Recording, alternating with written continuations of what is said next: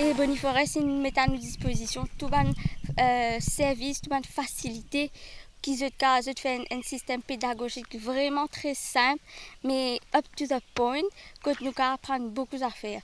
Pas juste en tant qu'étudiante, moi, mais open to the public, tout le monde qui a venu, je apprendre c'est quoi la conservation.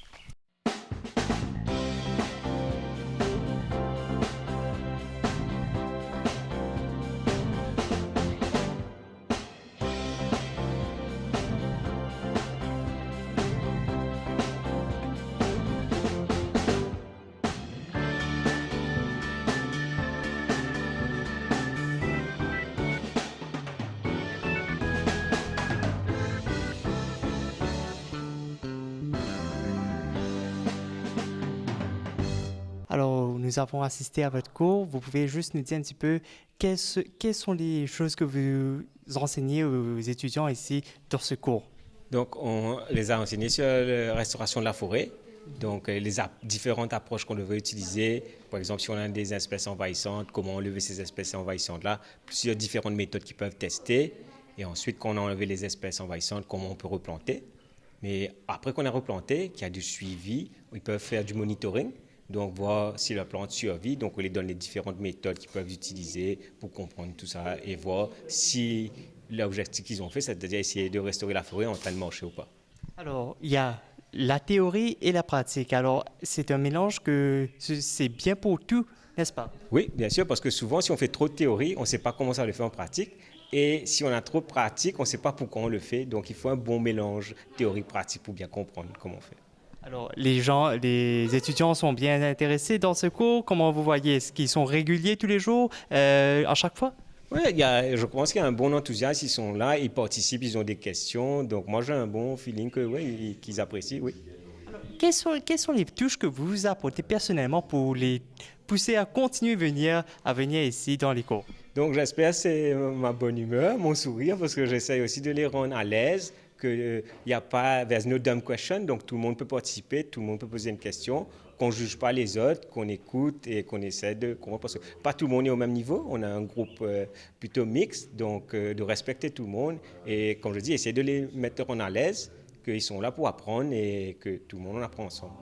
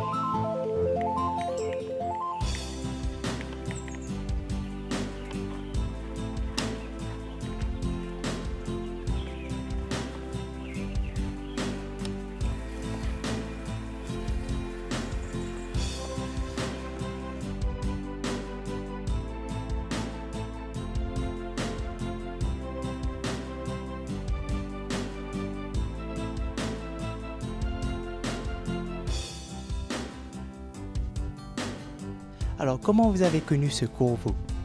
Alors en fait, moi je suis venue à Ebony il y a 2 ans déjà pour une sortie à l'école.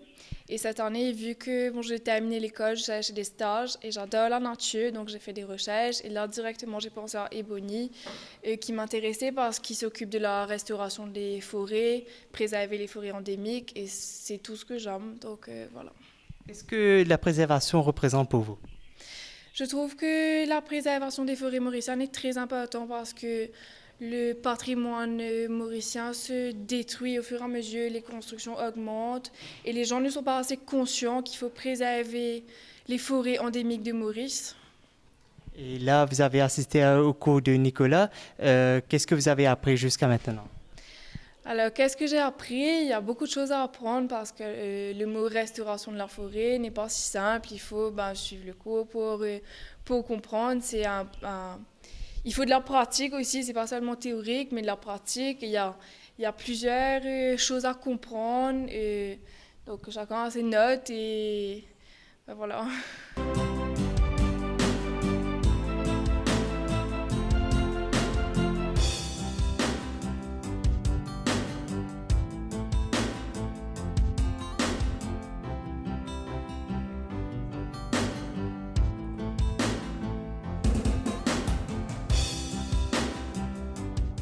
qu'est-ce qui vous a poussé à venir suivre ce cours à Ebony Forest?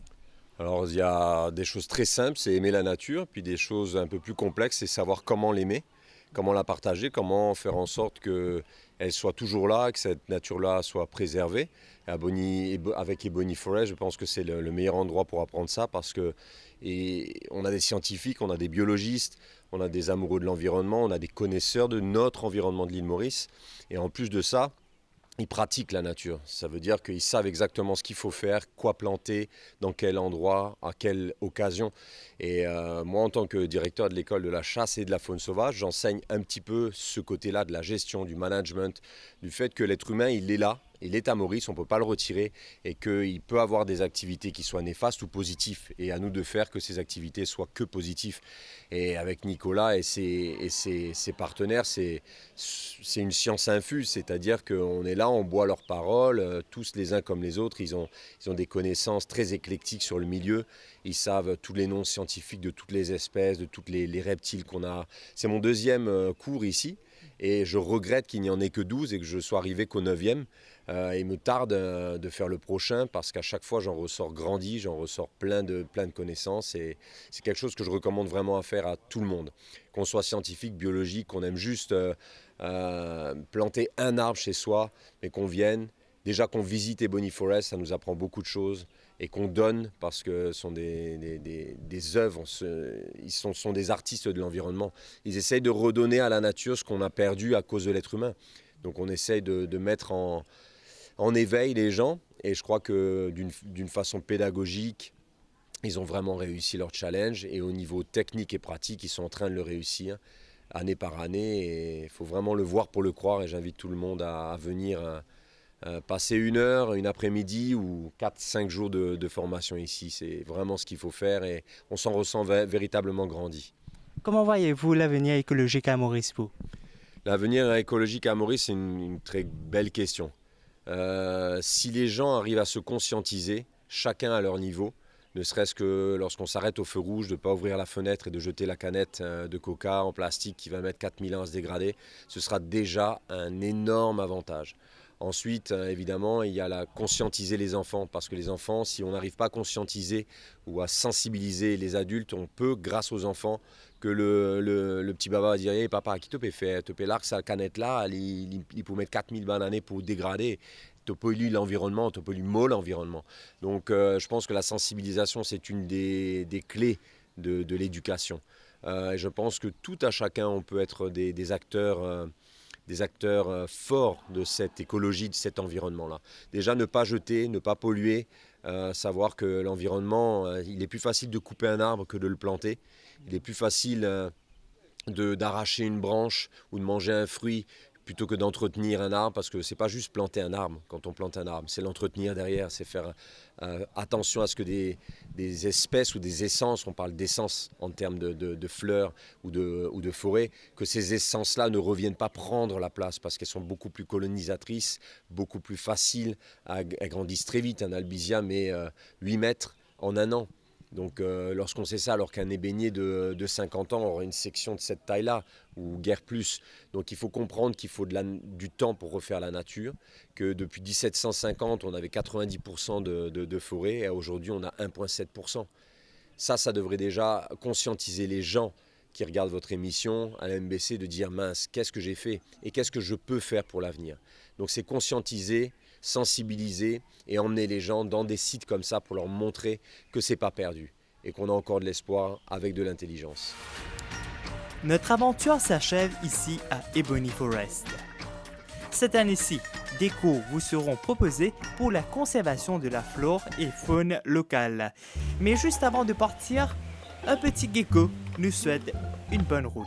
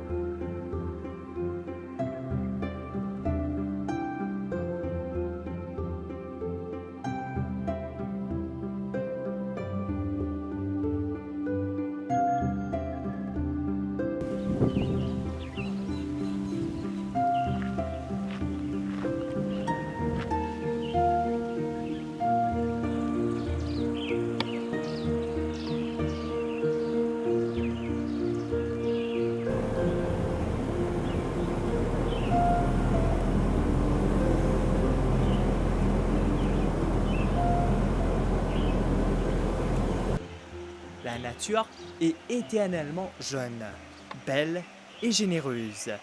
Elle verse la poésie et la beauté à tous les êtres, à toutes les plantes qu'on laisse s'y développer.